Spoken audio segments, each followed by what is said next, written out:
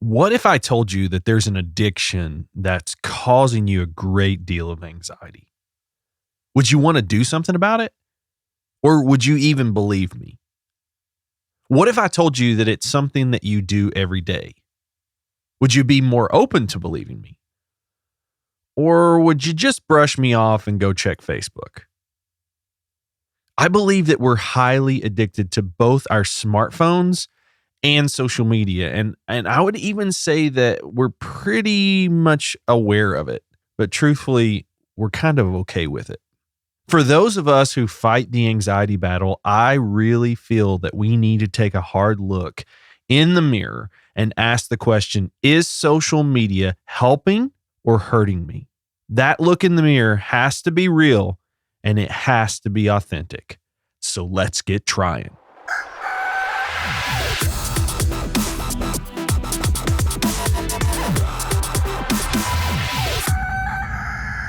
What's up, friends? Welcome to episode 24 of the Anxious Pastor Podcast. Before we get going, I wanted to share something very, very exciting with you.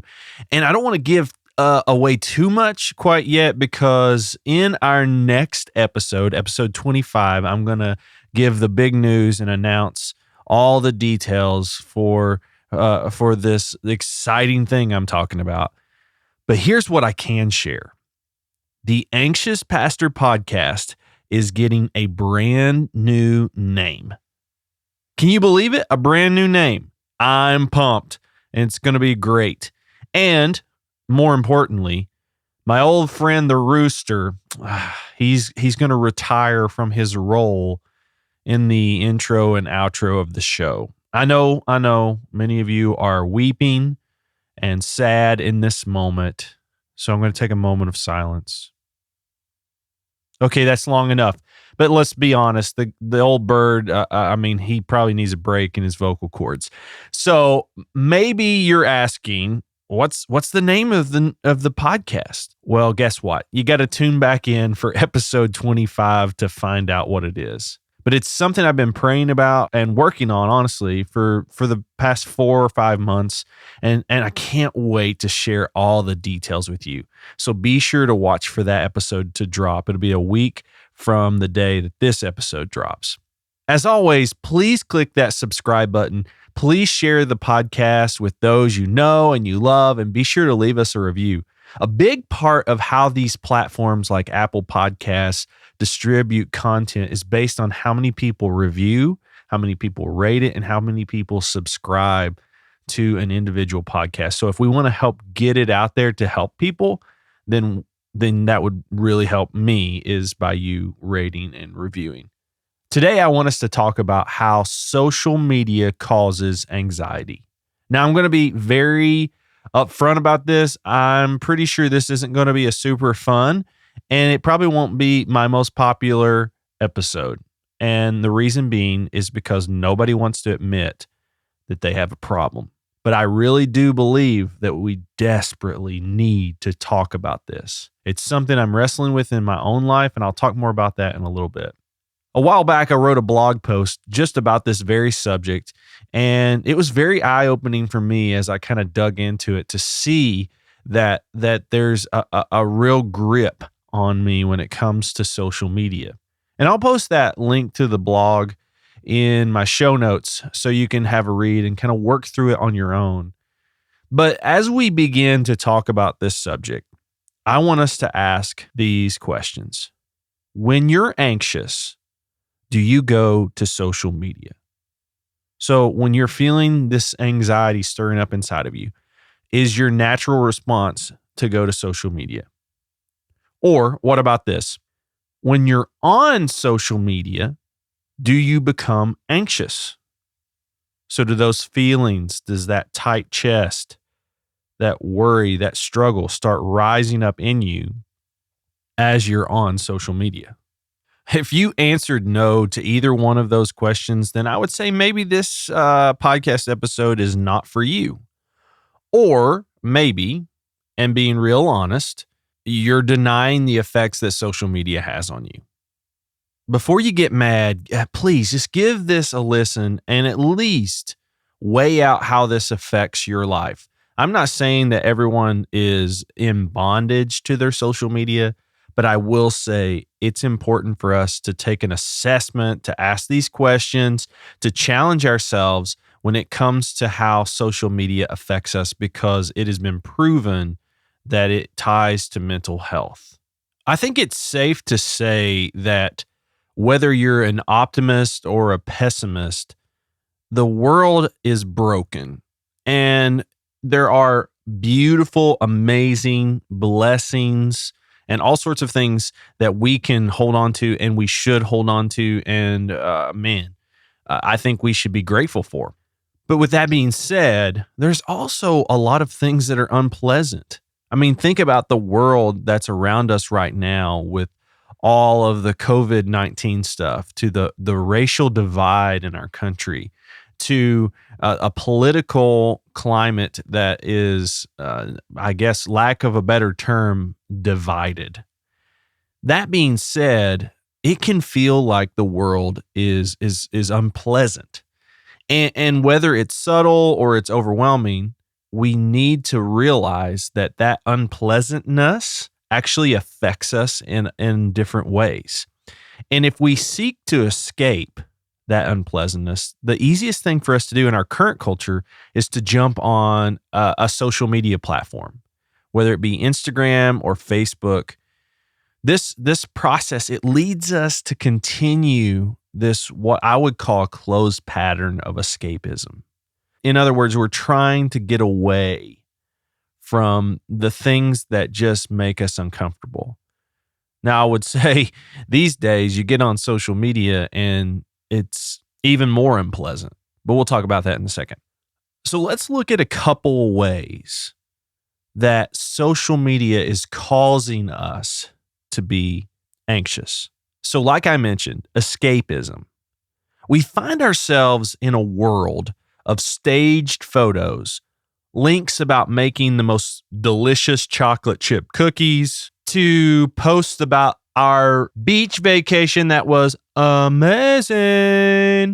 Now listen, I'm not knocking any of those things, but what I am saying is that we live in a world where we compare ourselves to all those things. So when we see people post that stuff, when we encounter the best chocolate chip cookies, we compare our things, our vacations, our chocolate chip cookies, our stage photos to those things.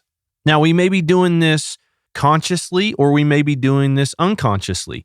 Either way, we look at those stage photos and think, well, my house wasn't that clean.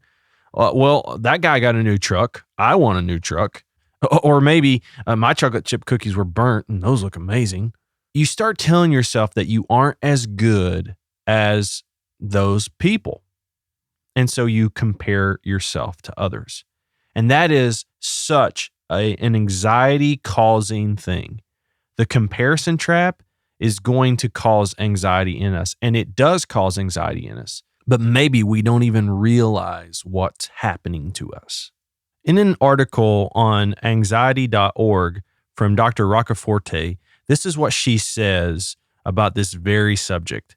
Because social media emphasizes photographs and videos over the written word, heavy use of such sites can create an unhealthy concentration on the body and how it's perceived by others. This can lead to self-objectification or choosing to elevate oneself based on appearance, and anxiety over one's body and appearance.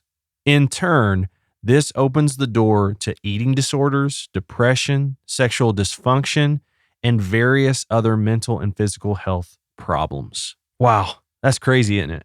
I think, in other words, it's saying that because social media is designed the way it is, it causes us to be anxious about ourselves. So let me give you a good example of this. This is true in my life. I can say that I fall into the comparison trap on a regular basis, and it happens so often that I have gotten to the point in recent weeks that I have deleted both Instagram and Facebook from my phone because it's just causing me a ton of anxiety. Not too long ago, I saw a picture on social media of someone who was out kayaking. I used to kayak all the time. It was something I really loved to do. It was something I was passionate about and really, really just found a lot of peace in. And it was it was good because I was able to leave my phone off to the side in the vehicle and just go kayaking for a couple of hours and come back. And I just enjoyed that so much. But what happens is that now I see these photos of people going kayaking and I feel like I'm missing out. And I start comparing myself to those people. Well, how do they have time to do that? How do they have the resources to do that? Do they have friends that want to go with them to go do that? And what I find in myself is I sense this anxiety stirring up in me over something that is so stupid. But I would imagine that that is a reality for a lot of us. It may be as simple as someone kayaking, or it may be that you're a single person and you're seeing all these married people. Or maybe you're married, but you and your spouse are having trouble having kids and you're seeing all these new babies popping up and it's got to be hard on you. Now, let's be real. It's not those people's fault. That person kayaking, it isn't their fault that I feel this way. But there is this cycle that happens with social media that causes anxiety in us. It causes envy in us when we see something that we can't have and we want. And I know that in myself.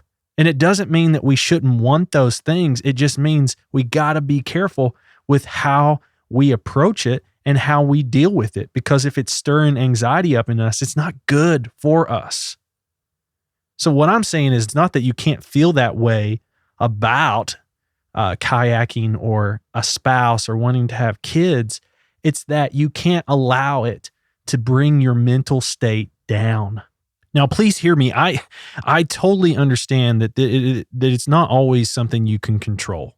It's not always something that you can manage on your own. And obviously, you need to be able to talk to doctors and be able to have those conversations with the right people to help you figure that out. But what I'm talking about here is in the context of social media. Is social media causing anxiety in your life? Because if it's causing you anxiety, why would you do it? And that's where I got to the point where social media was causing me so much anxiety that I needed to step back. Now, I'm not off social media, but what I am doing is regulating my use of it. And I'll talk more about that in a minute, but that's me taking those apps off my phone and, I'm just not engaged the way I was before. So we just talked about comparison, escapism. So we escape the world to then find ourselves on social media, to then compare ourselves to other people, which then we need to escape from. But here's something else that happens. And it also happens when we are not on social media. It's FOMO. I don't know if you've ever heard that term, but it means fear of missing out. So for someone like myself, I love to have knowledge. I hate to be the last one to find out news. I hate to be the last one to find out that we're doing this new thing at church. Or I hate to find out that my favorite restaurant just closed. It makes me miserable. But the thing about FOMO is we have this fear of missing out and causes us anxiety. So we spend more time on social media so that we don't miss out. Does that make sense? And then there's the side of it when we're not on social media, we have this fear of missing out. Now, I want to share with you a couple of the categories that fall underneath FOMO. Here are a couple from Psychology Today. Missing out on popularity. Missing out on information. Missing out on social group interactions. And missing out on the chance to prevent negative comments about you. Now think about those. Do any of those resonate with you when it comes to social media? Are you afraid that you're going to miss out on popularity? Are you afraid that you're going to miss out on some sort of information? Or are you afraid that you're going to miss out on the social group that you connect with on social media? Or maybe you struggle with the interactions that you get on social media and you're worried about the negative comments that might be made about you. And so you have this fear of missing out.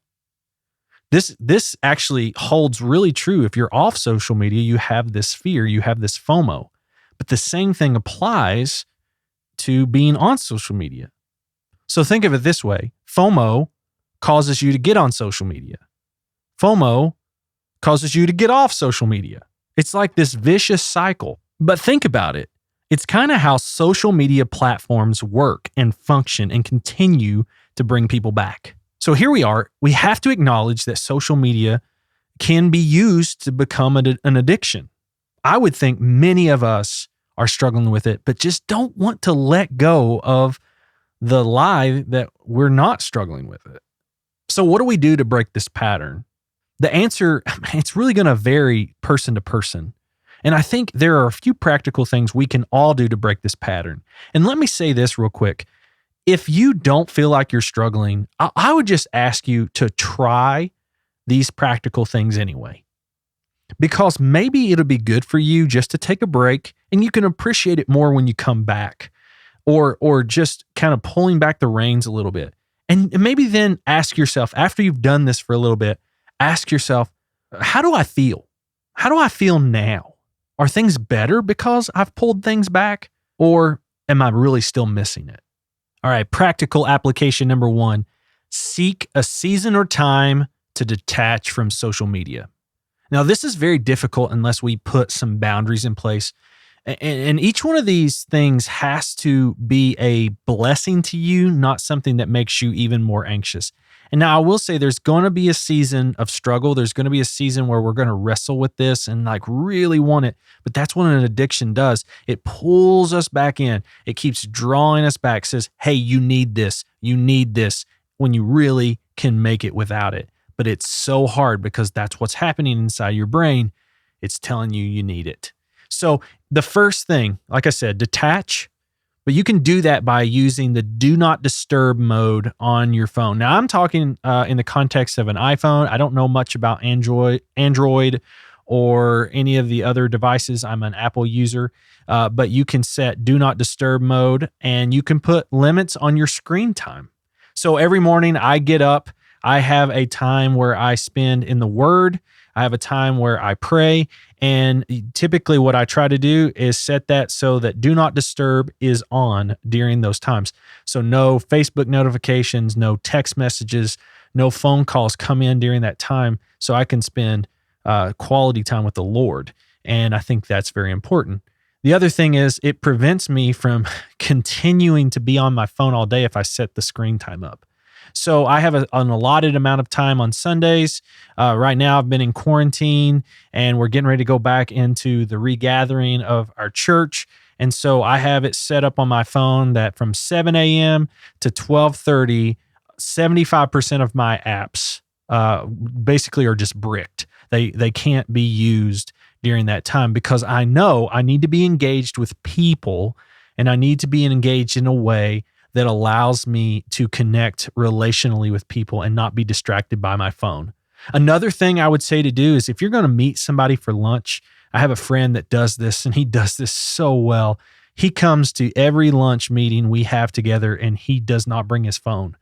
And that's huge because you and I both know when you have those notifications that come in, especially from social media, you just feel your hand just being drawn to your phone because you want to grab it and you want to see what it says.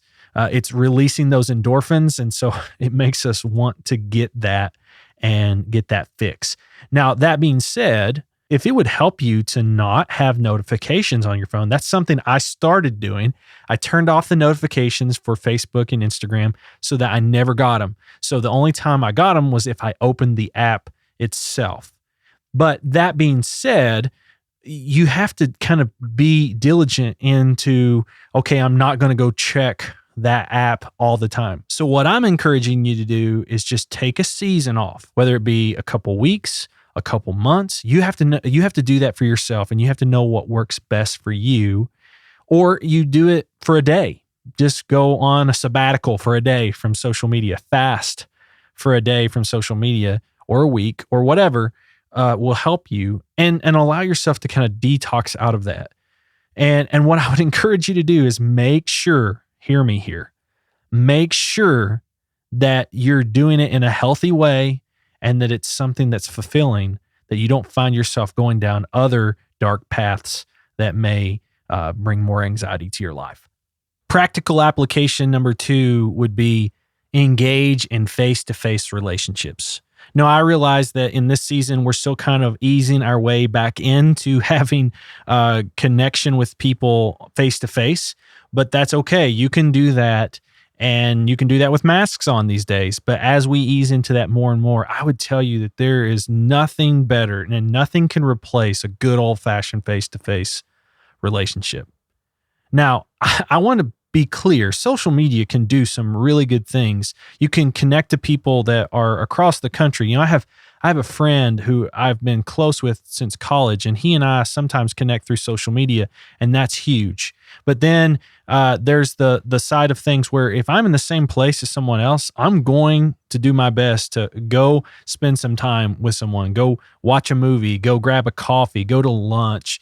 Those are really good things. And honestly, it helps break the distraction of that social media feeling you have if you, again, leave your phone away. So those face-to-face relationships, that's where the money is, people. That's where we find connection, and that's what we're meant for. That we got to remember that we're connected for a reason, and social media is meant to be good, but it can have these detrimental effects on us. And we want to break that pattern and show that it doesn't control us, but that we control it. And the last practical application, if you're one of those people that's like, you know what, I'm not doing this, I'm not disconnecting from social media, well, then the practical application I would give you is then be active on social media. And what I mean by that is mindless scrolling through your phone is not healthy. Think about it. You are doing no good just going through your feed, looking. What are you searching for? Are you looking for the next thing that's going to intrigue you? Are you looking for the next thing that you can compare to? Are you looking for the next thing you can buy? Engage in social media the way it's meant to be engaged in. Engage in a way that you go through each post and you change your tactics. Go in and engage in each post. I mean, you're following these people. If you're following these people or you're friends with these people, it's worth having real, meaningful, active connection with them through their post. So if they post something about their family or they post something about their kids, encourage them. Be a blessing to them. That is helpful. That is a huge, huge thing for us. Because what happens is, again, as we scroll mindlessly, we're looking for stuff that's going to make us feel good. We're looking for things that's going to make me feel better. Do you hear that emphasis I'm making? Do you hear what I'm saying? When we focus on me, everybody else gets left out. And when we focus on the other people, then we're engaging in relationships. We're engaging in the social aspect of a relationship of social media. So again, you've chosen to be friends with these people. Maybe act like it. Okay, I know that this can feel harsh. I know that it can feel convicting. I know it can feel like it's pulling us down. It's making us feel more anxious because we're being told that we're anxious. But here's the thing. What would you want to be known for? Do you want to be known as the person that only cares about themselves and only cares about what they can get out of something? Or do you want to be the person who connects with other people, builds other people up, encourages and expresses love for other people? I think that's what life is all about. And I really believe that we can do that both on and off social media. So let this be an encouragement to you. Don't let it be something that makes you feel miserable about yourself, but let it be an encouragement. If you feel convicted to get off social media, to take that sabbatical, do it. If you don't feel that, engage in the way that you are meant to engage. Be a blessing. Start meaningful conversations. Have powerful, life-changing relationships with people. That's what changes the world, not mindless scrolling. So as we close out our time here together, I just want to thank you for sticking it out. If you've made it this far, as always, I'm grateful because, this isn't a fun subject. Like I mentioned at the beginning, it's not the most popular thing, and I'm sure it won't be the most listened to episode, and that's okay. But what I want to say to each of you is that you have a purpose in your life. And a lot of times we allow things to hold us back. I know I do. I've done it today. But what I do know is that purpose for my life can do beautiful things in this world. It can do life-changing things in this world if I embrace it. If I don't, I'm just robbing other people of that blessing. And while me personally, as a believer in Jesus, I don't believe that any of this comes from me. I think it comes from him and his blessings and love over my life. And so I want to share that with the world. So as we wrap up here, be sure to come back for next week's episode. It'll release a week from today's launch, which would be Wednesday. It'll release then, and I'm going to share some really, really exciting things. I'm so pumped to tell you about it. Also, jump over to theanxiouspastor.com. Join our mailing list. I'm trying to just get better about sending out info and letting you know when new things drop. Also, you can find the show notes, more detailed things from these episodes. Hopefully that'll help. And like I mentioned at the beginning, hit the subscribe button, share, rate, and review. That really helps it get out there in those platforms so we can just help people. And as always, what's important is that we live real and that we be authentic. So let's get trying.